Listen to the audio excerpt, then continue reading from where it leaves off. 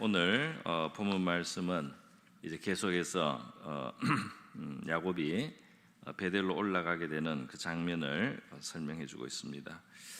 야곱은 큰 위기를 당하고 또 두려운 상황을 처하고 또 절망적인 사실 상황에 이제 처해 있지만은 이 위기의 순간에 하나님께서는 과거에 그를 도와주셨던 하나님을 상기시켜 주시면서 베델로 올라가서 제단을 쌓으라고 하셨습니다. 그래서 내 형 에서의 낯을 피하여 도망하던 때에 내게 나타났던 하나님께 거기서 제단을 쌓으라. 이렇게 1절에 보면 하나님께서 과거에 그가 도망하던 때를 이제 상기시켜 주시는 것을 볼 수 있습니다. 현재적으로 다시 어떤 위기를 당하고 불안한 미래에 굉장한 어떤 그 두려움에 쌓이는 이 야곱과 그의 집안을 위해서 이제 하나님은 그가 과거에도 이런 굉장히 불안하고 또 막막하고 도울 자가 없는 그런 상황 속에 처해 있었던 때에 그에게 나타나셔서 그에게 말씀하시고 약속하시고 그리고 그것을 지켜주셨던, 그래서 그 야곱의 생애 속에 정말 살아계신 하나님, 보호자가 되셨던 그 하나님을 상기시켜 주셨습니다. 우리 성도들에게 믿음의 발자취로 우리가 걸어간 발자국이 있다면 그것은 계속해서 우리에게 또 다른 어떤 믿음의 도전을 당할 때, 믿음의 도전을 받는 상황이 벌어졌을 때 우리에게 믿음의 자산이 되고, 그때 만났던 하나님은 변함이 없으신 하나님이기 때문에 어제 하나님은 바로 오늘의 하나님이고 영원토록 변함이 없으신 하나님이시기 때문에 그 하나님을 다시 생각하면서 우리의 믿음을 새롭게 다시 우리가 붙들 수가 있고 또 우리가 희망과 용기를 이제 가질 수 있는 것입니다. 바로 하나님은 이제 그렇게 하셨습니다. 그래서 야곱은 순종을 했고요. 순종을 해서 베델로 이제 나가게 되는데, 그 나가게 되는 초두에 먼저 상수리 나무 아래서, 세겜에 있는 상수리 나무 아래서 그 하나님 앞에 합당치 않은 것들을 버리고 거기에 파묻어 버리는 일종의 제단이 이미 그곳에서 하나님 앞에 드렸다, 제사를 드렸다, 이렇게 할 수가 있겠습니다. 그건 죄에서 떠나겠다는 결단이었고 실제로 죄에서 돌이키는 바로 이제 구체적인 행위라고 할 수가 있겠습니다. 베델의 제사 이르기 전에 먼저 이렇게 드려진 이 제사는 어떻게 보면 더 중요한 하나님 앞에서의 희생, sacrifice, 정말 제사가 되었다고 볼 수도 있습니다. 이 베델에 또 드릴 제사가 온전한 제사가 되고 참 의미 있는 제사가 되기 위해서는 또 필요한 것이 바로 이 버리는 제사이다 말이죠. 죄와 악도 세상을 사랑함으로 그들 안에 들어와 있었던 하나님의 백성으로서 합당치 않은 부분을 잘라내는 바로 그 희생이 참 제사가 되었어요. 그 베델의 제단을 완전하게 만들어주는 그런 제사를 드린 것입니다. 이것으로서 바로 야곱은 베델에 올라가서 그가 이제 부르게 될 그 하나님, 그가 제사를 드리게 될 그 하나님을 진실로 그가 가볍게 여기지 않는다는 사실을 증거했다고 할 수 있습니다.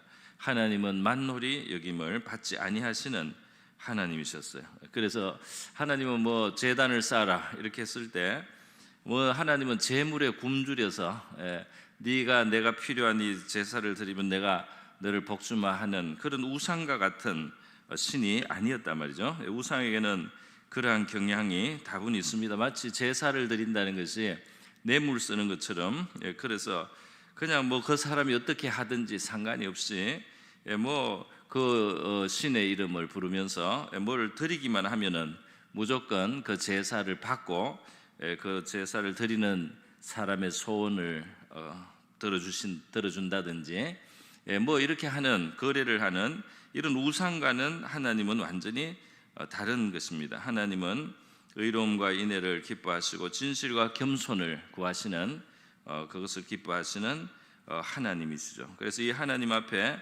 우리가 뭘 뇌물 쓰듯이 뭘 들여서 뭘 받아낸다 이런 생각을 해서는 안 됩니다. 하나님은 그런 대우를 받으시는 분이 아닙니다. 참된 제사, 하나님을 참으로 하나님으로 중하게 생각하고 그 하나님 앞에서 합당치 않은 것을 스스로 잘라내고 제거하고 버리는 이런 희생, 진심이 있는 바로 이런 희생을 보실 때 그것을 참된 제사로 보시고요. 그들이 드리는 또 바쳐드리는 그 제단에서의 또 제물을 기쁘게 받으시는 것입니다. 우리도 하나님 앞에 나갈 때 어떤 의미의 하나님 앞에 포기하는 뭔가를 하나님 앞에 내려놓는 그런 진정한 제사가 있을 때 그 제사를 하나님께서는 가볍게 여기지 아니하실 줄 믿습니다. 뭐 여기 뭐 꼭 이방 신상이라든지 세상에 무슨 화려한 세상적인 어떤 물건들 이런 것을 보는 것뿐 아니라 우리 안에 하나님 앞에 합당치 않은 우리의 욕망과 우리의 탐욕과 우리의 탐심을 버리고 그래서 하나님 앞에 내려놓고 자기를 쳐서 복종시키는 어떤 희생을 가지고 하나님 앞에 나갈 때 우리의 제사는 정말 하나님 앞에 가치가 있고 무게가 있는 그런 제단이 될 수 있는 것이죠. 오늘 이 야곱이 베델로 올라가면서 이 결단이 이제 보여지고 있습니다. 하나님이 여기에 응답하시고 하나님이 움직이시게 되는 것입니다. 하나님이 이제 진짜 역사를 하시게 되는 겁니다. 그런데 거기에는 바로 야곱의 진정한 제사가 있었다는 겁니다. 베델에 올라가기 전에 벌써 있었다면 상수리 나무 아래 그가 사실은 값이 나가는 것임에도 불구하고 이것이 하나님 앞에는 합당하지 않다. 이것이 하나님의 백성으로서 우리가 가지고 있어서는 안 되는 것이다. 이렇게 생각하고 그걸 포기하고 파묻어서 상수리 나무 아래 제사를 드려버렸던 것입니다. 그때 어쩌면 이것은 베델의 제단에 나중에 드리는 황소보다도 더 값이 나가는 가치가 있는 것인지도 모르지만은 바로 여기에 진정한 제단이 있고 그 진정한 제사를 보신 하나님은 역사하시기 시작했습니다. 할렐루야. 하나님이 역사하십니다. 진실을 보시고 하나님이 역사하신다 이 말이에요. 하나님은 뇌물 같은 것으로 살 수 있는 분이 아니다 이 말입니다. 하나님은 정말 진심으로 우리가 나가야만 하나님이 상대를 해 주실 수가 있습니다. 하나님 우리가 무슨 뭘 가지고 우리가 뭘 하나님 조종하고 그러는 분이 아니에요. 그럴 수 있는 분이 아니다 이 말입니다. 우리에게 뭐가 부족해서 우리가 하나님을 이걸 줄까요 말까요 하고 하나님을 우리가 다룰 수 있는 그런 분이 아닙니다. 우리의 것을 아까운 것도 버리면서 하나님 앞에 진심으로 여기는 지금 이제 회개라는 회개의 한 형태입니다. 우리가 이것을 하나님 앞에 합당치 않은 것이었는데 이것을 우리가 보유하고 있었습니다. 우리가 이것을 가지고 있었습니다. 우리의 삶 속에 이런 것을 허용하고 있었습니다. 이제 그것을 포기합니다. 하나님 이제 이것을 버리고 우리 하나님을 만나러 나가겠습니다. 이렇게 했을 때 하나님께서 우리를 만나 주신 줄 믿습니다. 역사가 일어나는 거죠. 이 베델로 이동하는 것 자체는 벌써 사실 과거에 야곱이 하나님 앞에 나를 이 바단 먼 길에 그 하란에 갔다가 평안히 돌아오게 하시면 내가 베델에서 하나님 앞에 제단을 하나님의 집을 이 돌에 지어드리겠다고 그렇게 서약을 했던 그 서약을 사실 이루는 것인데 그가 까맣게 잊고 그가 하나님 앞에 드렸던 자기 말에 대해서 책임감 없이 살아왔습니다. 책임감 없이 살아왔어요. 하나님과 관계를 소중하게 생각하지 않았습니다. 그냥 현실에 매몰되어 살았습니다. 그래서 창세기 33장에 보면 그가 바다 말하면서 무사히 돌아와서 한 것은 소우리 짓는 겁니다. 소와 양의 그 우리간을 짓는 것, 마구간을 짓는 것이 하나님의 집을 짓는 것보다 앞서 있었다 이 말이죠. 그리고 나서 집을 짓기는 짓는데 또 세겜에다가 짓습니다. 이거는 이제 타협이 있는 것인데요. 베델에 가서 원래 지어야 되는데 세겜이 당장 좋아 보이니까 세겜에다가 땅을 샀다 그랬어요. 밭을 샀다 그랬어요. 그리고 거기에 제단을 쌓습니다. 그런데 아직 하나님 앞에 서원했던 베델의 자기가 고난의 날에 하나님 앞에 돌베개 걷듯 잤던 그 돌에다가 기름을 부어서 여기에 하나님의 집을 세우겠다. 이 자기의 서원을 사실은 은근히 이렇게 밀어내고 말이죠. 그 지금 좋아 보이는 세겜에다가 밭을 사놓고 거기에 제단을 드리고 하나님 앞에 제사를 드려서 베델에 갈 생각을 안 하는 것입니다. 그래서 그는 이 현실 속에 자꾸 물들어가면서 이 세겜에서 그와 그의 자녀들까지 또 그의 권속들이 이방 신상을 그 안에 들였어 말이죠. 이방 신상이 이미 들어와 있고 이방의 의복을 입고 이방의 장신구, 그래 이방 바로 세상 사랑하는 마음이 그들 속에 이제 만연해 있었다는 것을 보여주는 겁니다. 바로 이때 이제 사고 사건이 터졌어 말이죠. 야곱이 도저히 거기에 있을 수 없는 상황이 되고 이제는 다 망하게 된다. 그 세겜에서의 번영이 한순간에 다 날아가 버렸습니다. 세겜에서의 번영이 말이죠. 그가 이제는 살만하다고 생각하는 그것이 다 날아갔어요. 그냥 그 집안의 문제가 막 작은 풍파가 아니고 큰 풍파가 몰아쳐서 자녀들이 엉망이 되고 그리고 사람들과의 관계 환경이 완전히 원수가 되어서 그는 견딜 수 없는 상황 속으로 이제 떨어졌습니다. 이런 상황에서 하나님이 그의 처음 믿음의 자리를 베델로 올라가 제단을 쌓으라고 하시면서 그 처음 믿음의 자리로 이제 돌아가라고 말씀하신 것입니다. 그래서 여러분 이 사실 이 베델로 올라가는 과정에서 야곱이 이 집안에 있는 우상 신상만 없앤 것이 아니고 사실은 이 세겜의 땅, 세겜에서 밭을 샀는데 그거 지금 포기하고 베델로 간다고 볼 수 있어요. 뭐 이 경황에 혹시 뭐 잘 거래가 돼서 얼른 팔고 갔는지는 모르지만 그럴 가능성은 좀 상당히 약하다고 할 수 있습니다. 그 자리 잡으려고 땅까지 다 밭까지 다 사놨는데 거기는 자기가 있을 곳이 아니었단 말이죠.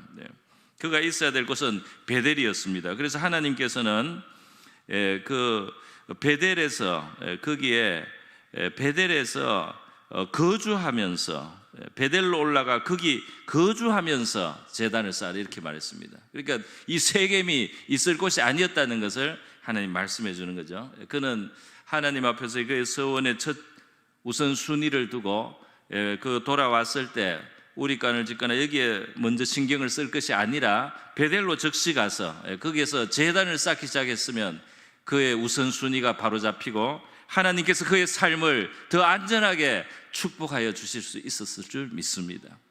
하나님이 그 어려운 바단 아람에서도 그에게 그렇게 야박하고 그렇게 강교하고 그렇게 참 갑질하는 라반 밑에 있을 때도 하나님께서 야곱을 도와줘 그 불리한 상황에서도 두 때를 이루게 해주시지 않았습니까?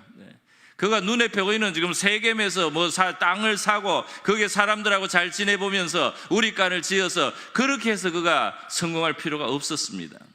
그는 하나님의 약속을 하나님이 그렇게 신실하게 지켜주신 것을 감사하면서 거기서 돌아왔을 때 더 이상 눈앞에 보이는 욕심을 부리지 말고 하나님 앞에 그동안 이렇게 받은 것이 있으니까 먼저 하나님하고의 관계에서 자기가 서운하고 약속했던 것에 정말 우선순위를 둬서 베델에 먼저 달려가서 거기에서 제단을 짓고 거기에 하나님의 집을 세워서 자기를 도와주신 그 하나님을 증거할 수가 있었어야 했던 것입니다. 그렇게 했더라면 야곱은 영적으로도 성공한 사람이 되고 계속해서 하나님이 베델에서 야곱을 얼마든지 축복해 주실 수 있었던 것입니다. 그런데 그가 엉뚱하게 세상 물들어가면서 세겜에서 있었기 때문에 그의 자녀들도 이렇게 불행하여졌던 것입니다. 그리고 그의 집안도 이제는 완전히 망하는 그런 위기까지 이제 몰리게 되었던 것입니다. 그래서 지금 늦었지만은 늦다고 생각할 때도 정말 빠른 때라는 그런 말처럼 하나님은 베델로 가라. 거기에 거주하고 거기에서 하나님의 집을 지어야 되는 거다. 이렇게 제단을 쌓으라고 말씀해 주셨습니다. 여러분 이 이동을 할 때 그래서 그는 그 아마 세겜에서 마련했던 그 밭은 그냥 던져놓고 그냥 갔어야 됐을 겁니다. 그렇게 이제 그건 우리가 사실 현실 속에서는 이 부동산이라는 건 굉장히 큰 건데요.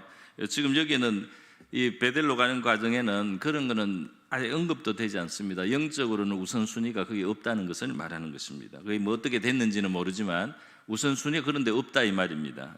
지금 하나님 앞에 말씀을 받은 대로 베델로 가는 것이 중요하고 거기에 가는 동안에 하나님께서 역사해 주시는 것이 정말 중요한 일이지, 뭐 거기에 재산을 어떻게 처리하고 이거는 정말 덜 중요한 문제처럼 아예 나타나지가 않습니다. 여러분, 그런데 이렇게 결단이 있었을 때 하나님은 움직이시고 역사하신다는 거죠. 오늘 바로 본문에 5절에 나오는 대로 이제 상수나무에 묻고 4절에는 묻었다. 그리고 그들이 떠났으나 하나님이 그 사면 고울들로 크게 두려워하게 하셨으므로 야곱의 아들들을 추적하는 자가 없었다. 이 말은 뭡니까? 그러나 추적을 당하지 않았다. 이 말은 뭡니까? 사실은 굉장히 추적을 당하거나 포위를 당하거나 공격을 당하거나 에워싸임을 당하거나, 그 가나안 사람들이 들고 일어나서 이 야곱의 집을 진멸하기 위해서 분노하면서 달려들었어야 될 바로 그런 상황이었다 이 말입니다. 세겜 사람들 그렇게 굴러들어온 돌이 말이죠, 이 진짜 있던 사람들을 막 죽여버리는 그런 일을 했을 때 이 사람들이 가만둘 수 없는 그런 상황이었습니다. 물론 뭐 세겜에서 먼저 그 추장의 아들이 디나를 욕보이는 그런 죄를 지었지만은 그래도 사람들이 뭐 그런 거 다 생각합니까? 그리고 또 과한 복수이기도 했던 것입니다. 여러분, 그런데 이 베델로 가는 것 자체가 사실은 과거에는 그냥 가만 되면 지금은 베델로 가는 것 자체가 위험한 정도로 됐어요, 상황이. 왜냐하면 추적해 와서 해함을 받을 수 있었기 때문에. 그런데 바로 이제 베델로 가는 이 과정에 하나님이 특별히 야곱과 그의 집을 보호를 하시게 되는 겁니다. 보호를 하시는데 하나님 보호하시는 방법이 우리가 이렇게 보니까 참 되게 간단합니다. 이 야곱의 집을 어떻게 이 화난 가나안 사람들로부터 보호할 것인가, 어떻게 어디서 하나님이 군대를 동원할 것인가, 어디에서 이 돕는 사람들이 생길 것인가, 이런 어려운 상황에서 누가 도대체 야곱을 도와줄 수 있을 것인가, 이렇게 생각을 해보면 우리 인간적인 수준에서는 되게 복잡하고, 이거 여기서 어떻게 피할 길이 생기냐, 어떤 길로 도망을 가야지 안전하게 도망을 갈 건가, 여러 가지 생각을 해볼 수 있는데 하나님 방법 의외로 되게 간단한 하나님의 카드가 있었는데 그것은 바로 그 사면 고울에 두려워하는 마음을 주신 겁니다. 그러니까 뭐 눈에 보이는 거 하나도 없어요. 뭐 어디 군대가 나타나는 것도 하나도 없어요. 그런데 그냥 하나님이 그 주변에 있는 고울의 사람들이 굉장히 두려운 마음이 뭔가 드는 겁니다. 야곱이 한 집, 야곱의 집안이 그들에게 끼친 어떤 해나 이런 것들에 대해서 그들이 굉장히 잘못했다고 생각하고 부당하다고 생각하고 분노하고 그런 마음이 원래 있었는데도 돌연히 그들의 마음속에 굉장히 두려운 마음이 있으니까 그들이 집 앞을 나서지를 못하는 겁니다. 그 칼 들고 창 들고 무기를 들고 집 앞을 나서지 못하는 그런 두려움을 하나님이 사면골에 내리셔서 그들이 길에 나서지를 못해요. 희한한 두려움이 임하는 것입니다. 그래서 여러분, 하나님이 우리를 어떻게 도와주실까 걱정할 필요가 없습니다. 하나님이 이때 도와주실 방법이 있겠나? 그거는 우리 생각이고 하나님은 우리가 생각하는 것보다 훨씬 더 나은 방법과 방식을 가지고 있다는 것입니다. 아무 도울 사람이 없어도 괜찮아요. 하나님이 그 원수의 마음에 두려워하는 마음을 주시는 것만으로도 원수가 해할 수가 없게, 원수가 아니고 그들이 이제 원수로 여기지만 야곱을, 그 야곱을 해할 수가 없게 그렇게 지켜주셨다는 것입니다. 우리 오늘 주기도문을 우리 주기도문으로 고백할 때도 전능하신 하나님, 처음부터 전능하신 하나님 아버지를 내가 믿는다 그래. 전능하신 하나님을 믿는다. 또 전능하신 하나님 우편에 앉아 계시다. 전능하시다는 것을 우리가 자꾸 고백을 하지 않습니까? 이 전능하시다는 것 안에, 하나님이 전능하시던 것 안에 얼마나 큰 해답이 있습니까? 이 전능하시다는 거기에 모든 것에 정말 해답이 있지 않습니까? 능치 못하심이 없다, 하지 못하실 일이 없다, 여기에 모든 대답이 있지 않습니까? 그런데 이러한 하나님을 첫 자리에 모시는 것이 합당하다는 것입니다. 할 수 없으신 것이 없으신 바로 그분을 최고의 권세, 최고의 권력, 최고의 백으로 삼아서 우리가 살아갈 때, 그분을 첫 자리에 모실 때 우리 성도의 삶에 능력이 있게 될 줄로 믿습니다.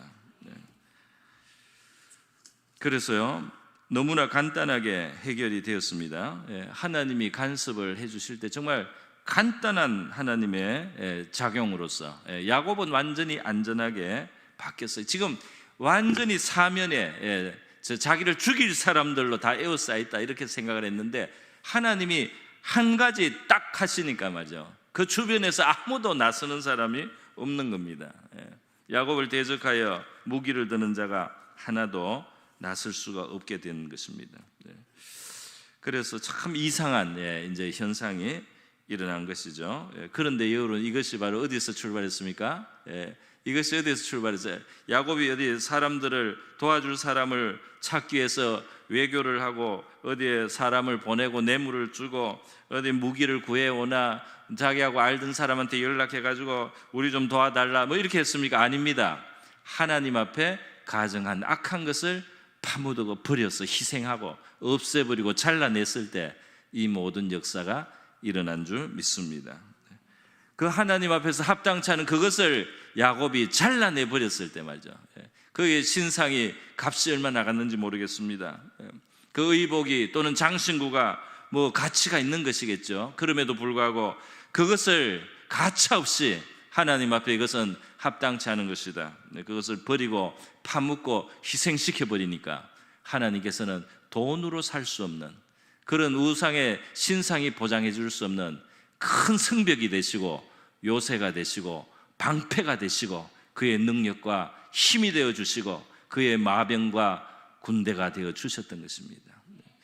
야곱은 큰 군대를 얻었어요. 이 회개함으로 말미암아 하나님이 야곱의 군대가 되셔가지고 야곱을 보호하시게 되었던 것입니다. 그래서 여러분, 하나님과의 관계가 문제 해결의 열쇠가 된다는 말씀을 성경이 하는 것입니다. 사실 야곱이 뭐 사람의 도움을 좀 구했거나 이때 무슨 다른 방법을 강구했다고 할지라도 성산이 별로 없어요. 야곱의 집 하나가 어떻게 가나안 그 족속들을 당할 수가 있습니까? 나중에 60만 대군이 되어서 이스라엘이 이 가나안을 나중에 몇 대 후에 정복하러 올 때도 무서워했습니다. 이 가나안 사람들이 얼마나 힘이 세고 키가 크고 말이죠, 무장이 돼 있고 이런 사람들인지 이 이스라엘 민족이 돼서도 그때 상대하기 어려웠어요. 그 인간적인 마음에는 두려워서 뭐 문제가 생길 정도로 그 정도였지 않습니까? 어떻게 야곱의 집이 지금 이렇게 아직은 얼마 되지 않는 규모에서 이 가나안을 상대할 수가 있겠어요? 그럼에도 불구하고 하나님이 한순간에 그들을 두려워하는 마음으로 딱 누르시니까 야곱은 안전하게 되었습니다. 사람을 의지하는 것보다 하나님을 의지하는 것이 더 낫다는 말씀 있죠. 방백을 우리가 의지하는 것보다, 고관을 신뢰하는 것보다도 우리 하나님을 신뢰하는 것이 낫고, 우리 하나님께 피하는 것이 낫고, 하나님을 우리의 요새로 삼는 것이 더 낫다고 시편 118편에 말씀하고 있어요. 혈육으로 인생으로 자기의 권력을 삼고 힘을 삼는 사람은 하나님 앞에 가증하다는 말씀까지 있습니다. 여러분, 이렇게 우리 전능하신 하나님이 저와 여러분을 올 한 해도 지켜주시고 보호하여 주시기를 우리가 바라고, 우리 하나님 앞에 첫 자리를 두고 우리 하나님을 우선하는 삶을 살 수 있기를 바랍니다. 하나님 앞에서 진실한 회개가 얼마나 많은 좋은 것을 우리에게 가져오는 것을 우리가 생각하고 말이죠, 우리의 회개의 비용을 아까워할 필요가 없습니다. 하나님은 그 모든 것을 채우시고도 남는 분이신 줄 믿습니다. 우리 하나님께서 사람의 마음을 움직이는 응답이 얼마나 많아요. 여기는 좀 두려움을 줬지만 은혜를 얻도록 하시는 역사도 하나님이 얼마나 많이 행하여 주십니까? 성경에는 그런 게 가득하잖아요. 가득합니다. 하나님은 이 세상에 제일 건세는 왕이 건세라면은 잠언 21장에 이렇게 됐어요. 그 세상에서 제일 힘 있는 왕, 그 왕의 마음이 보에 물이 있는 것처럼 여호와의 손안에 있다 그랬습니다. 그 보의 물을 어느 쪽으로 여느냐에 따라서 이쪽에 문을 열면 물이 일로 갈 것이고, 이쪽에 보의 문을 열면 이 보의 물이 일로 갑니다. 그 보의 물이 어디로 갈 것인지는 어디로 트느냐에 따라 달려 있는 겁니다. 그런데 세상의 모든 제일 큰 권세를 가진 그 왕의 마음 자체가 하나님의 손안에 있어서 하나님이 보의 물을 쓰듯이 하신다는 겁니다. 하나님 이쪽으로 트면 일로 가는 거고 저쪽으로 트면 저리로 가는 겁니다. 우리의 운명이 왕의 손에 있습니다. 이 세상 권세자가 우리의 좌우합니다. 우리의 보스가, 이 세상의 보스가 우리의 운명을 좌우합니다. 그런 것 같이 보이는데 그 보스 위에 하나님의 손이 그 보스의 마음을 쥐고 있다 이 말입니다. 하나님의 그 손이 보스의 마음을 이쪽으로 트느냐 저쪽으로 트느냐에 사실은 달려있는 것이지, 그 눈앞에 보이는 보스가 사실 우리를 최종 결정하는 분이 아니다는 것입니다.